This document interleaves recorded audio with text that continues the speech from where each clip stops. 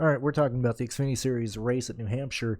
In this one, kind of with the same philosophy that I had in the Cup Series video, which should be live. I'm recording this on Tuesday, got it to go up Wednesday. Really looking at what we needed to look at last year entering that race, which I probably did my biggest blatant oopsie in all of this. When I was just last year, I was like, nah, I don't see it. I don't see Christopher Bell winning this race. I just refuse to see the data pointing to him, and what that MVP car from Joe Gibbs Racing had last year. And so when we look at this race and we look at how people have been performing this year and how they've been finishing this year, and we can look primarily at Phoenix, we can look at Richmond, Martinsville. Those are probably the three that I would focus on, because, and granted, we can always look at the road course stuff once we get by the three races, Phoenix, Richmond, and Martinsville, and we want to start digging into stuff. We can look at how these teams are carrying speed through the corners. We can usually look at that, some of the flatter intermediate tracks, or we can look at the road courses, however you want to look at it. Entering this week, I'm very curious on what Colleague brings, because Colleague is incredibly trimmed out. We've seen that time and time again this year and last year, and that hurts them at intermediate tracks. However, if you're a very trimmed out car and you got a very trimmed out setup, it can help you tremendously at short, flat tracks. You just can't be stuck in dirty air, because it'll usually provide more grip and a better or faster on throttle time in the center of the corner. The only issue is if you get stuck in traffic and you're stuck behind people, it can make you push deeper into the entry of the corner than what you'd want to. But entering this weekend, I'm very much interested in AJ Allmendinger here. I would not be shocked if we see top 5 speeds from AJ in practice. And if AJ qualifies pole position here, or in the top 2, I'm leaning towards trusting that speed. Now, if he gets dumped and pushed towards the back of the field, we really can't help that. But AJ Allmendinger showing speed in practice, showing speed in qualifying, can very easily point me towards being interested in playing AJ Allmendinger. Outside of that, the guy that we should look at and the teams that I think will perform the best will be the Junior Motorsports cars, and then followed by the Joe Gibbs Racing group. But Justin Allgaier looking like the guy that I want to focus on. Same thing with Noah Gragson. These guys are looking fantastic entering this weekend, at how they performed at the short tracks this year, at how they're carrying speed through the corners. I think those three should probably be the guys that we focus primarily on. Once we get past those three individuals, I think Josh Berry is the next guy in the totem pole, rather. So we're 4 drivers in. I think that's really where Josh Berry ends up running here.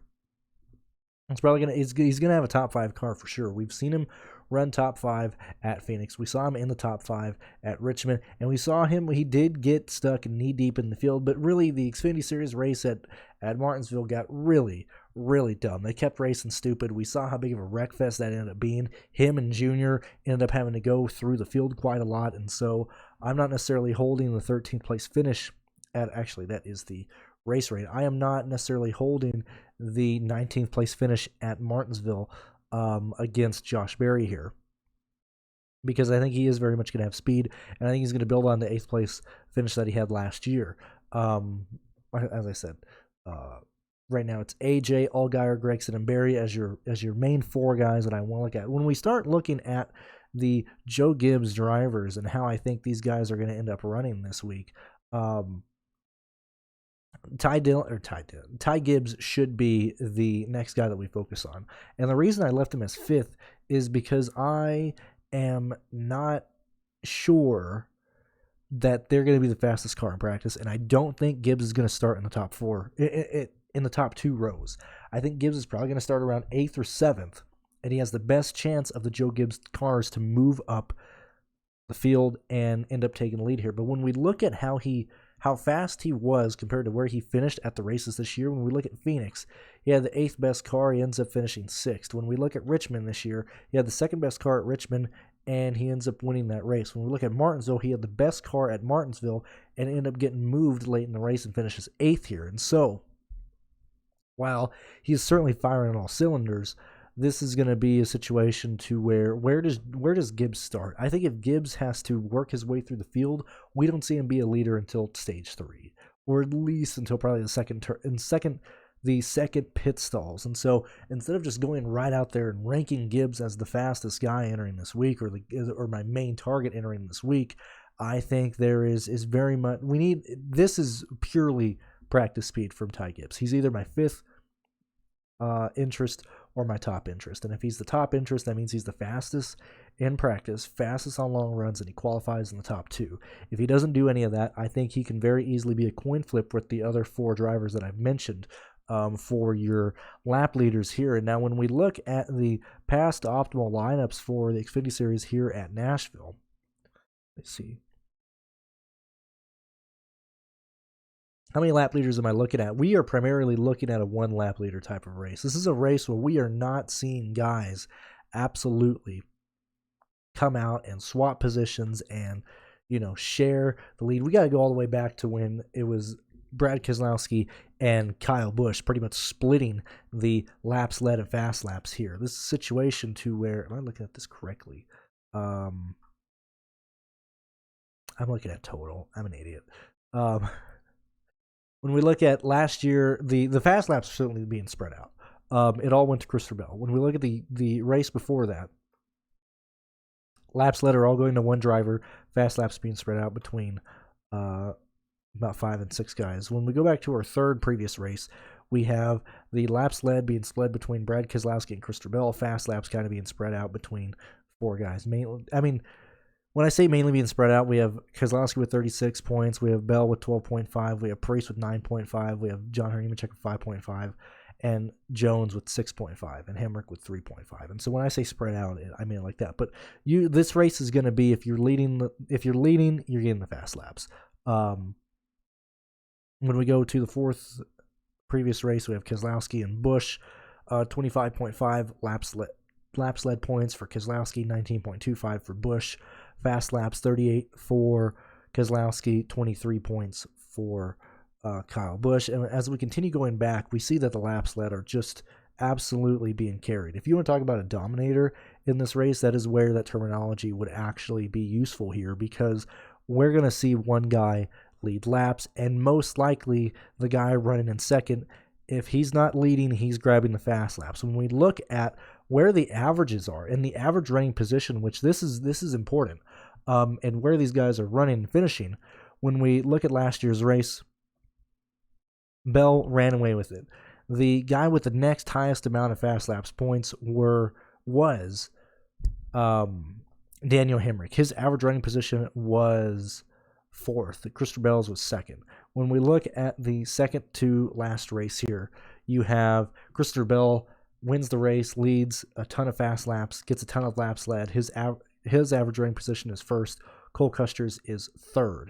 When we go and look at the 3rd previous race here, Keselowski wins the race. He gets 18 fast lap points, 36 laps led points. He wins the race, he finishes 2nd. Average running position is 4th. Bell wins the race. His average running position is 3rd.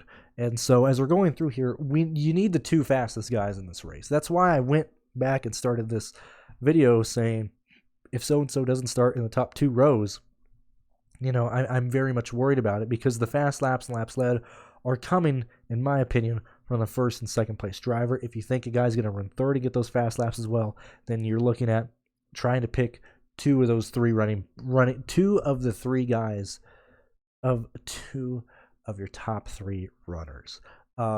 That's how I want to approach this race. And so when I go back and talk about the 5 guys that I'm interested in, and that's Josh Berry, that's Justin Allgaier, that's Noah Gragson, that's AJ Allmendinger, that's Ty Gibbs, I think 2 of these guys are going to be optimal. Clearly, we need practice to determine which of the 2 guys are most likely going to be optimal from these 2.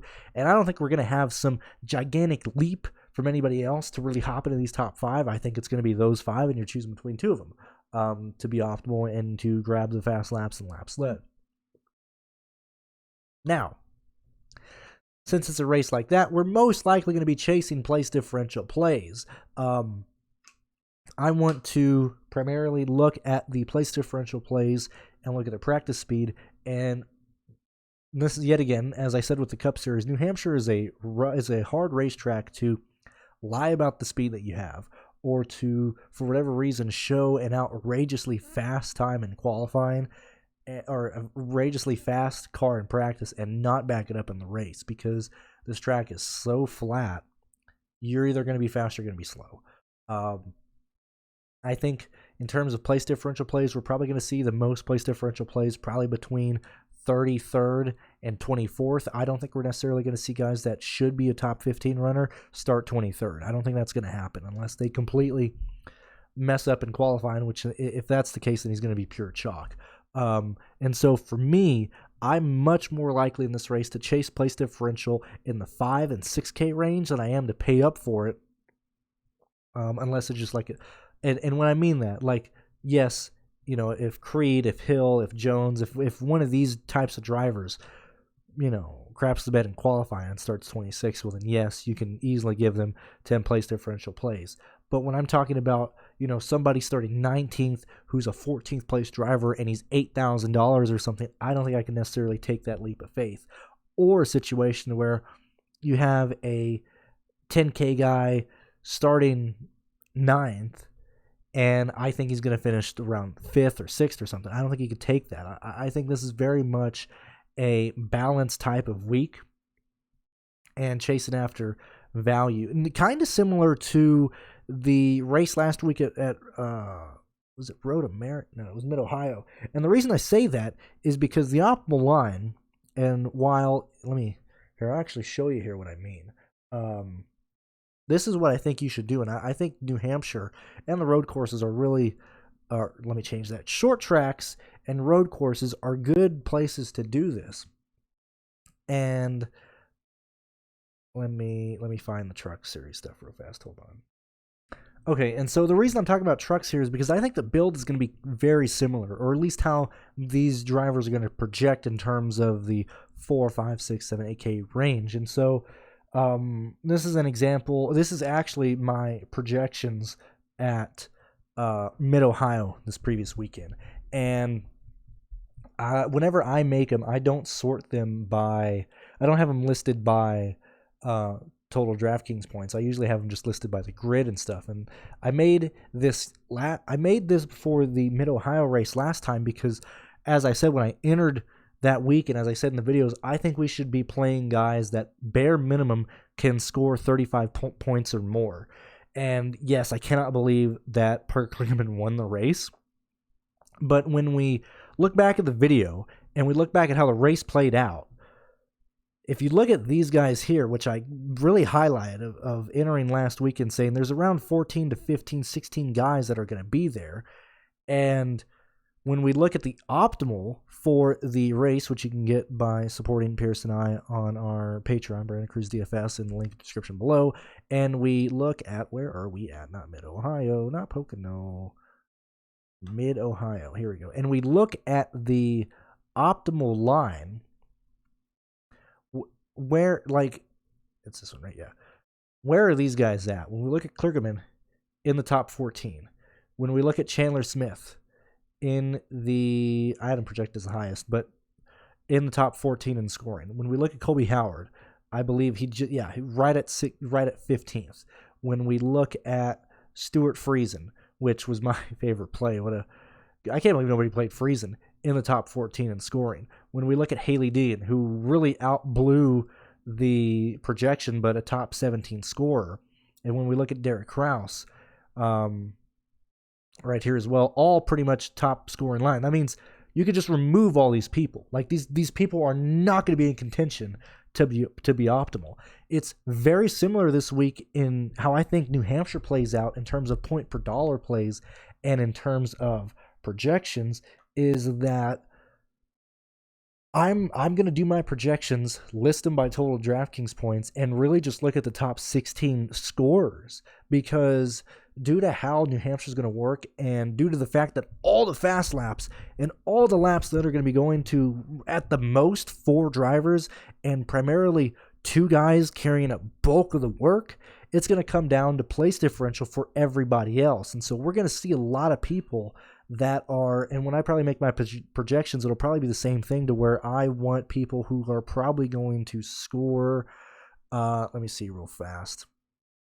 I want people that are probably going to score, looking back at optimal lines, I am going to want people who bare minimum score 34 points and try and get in as many guys who are probably in, like 35 points would probably be the requirement to be considered in the pool, and then trying to get people who can score high 30s in there, which you can normally do each and every race. But this is one where I think let's take a real look back at previous optimal lineups here at New Hampshire and Xfinity, and let's look at where, and let me change that. Let's look and see how these people are performing in terms of total DraftKings points.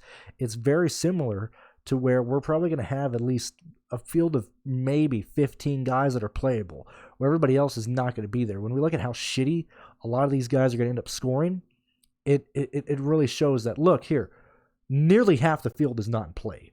Okay, and these are not like big name boys, wrecking out. Like, clearly, yes, Gregson had an issue. Yes, Clement's, overqualified here. But look, the road courses and short tracks are races to where you need to eliminate over half the field just based on where they can perform in total DraftKings points. And so as we continue going on and we look at the totals here, like, it very quickly falls off a cliff.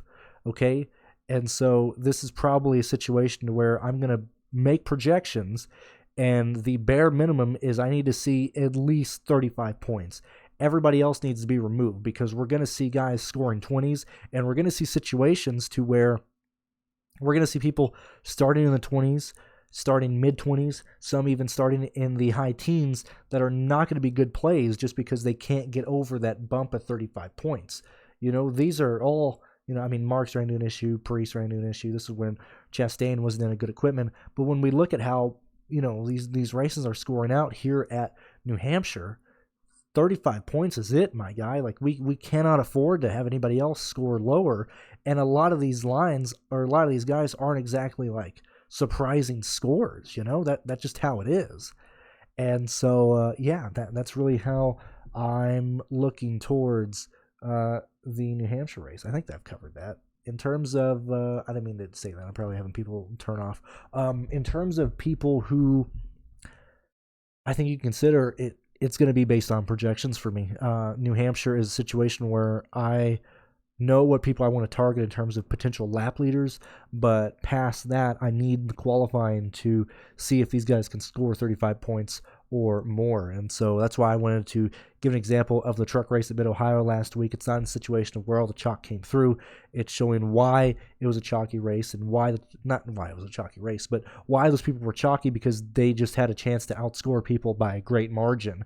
Whereas here at New Hampshire, there's really a chance for about 16 to 18 guys to score 35 points or more, so you can very easily eliminate 22 drivers from contention. It's not really a situation of, well, is this guy going to start in park? What car is this guy bringing in? It's not that this weekend. It's how well can they project?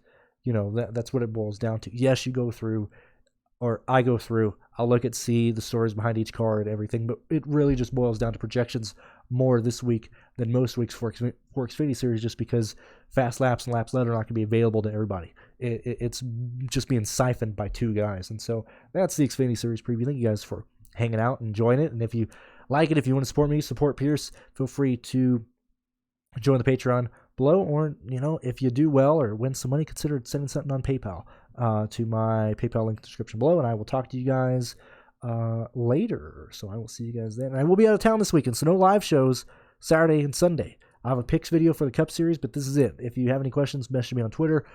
Tweet at me on Twitter. That's usually easier so other people can see, so they don't have to re-ask questions. If you're in the Discord, feel free to message me there, and I will talk to you guys later.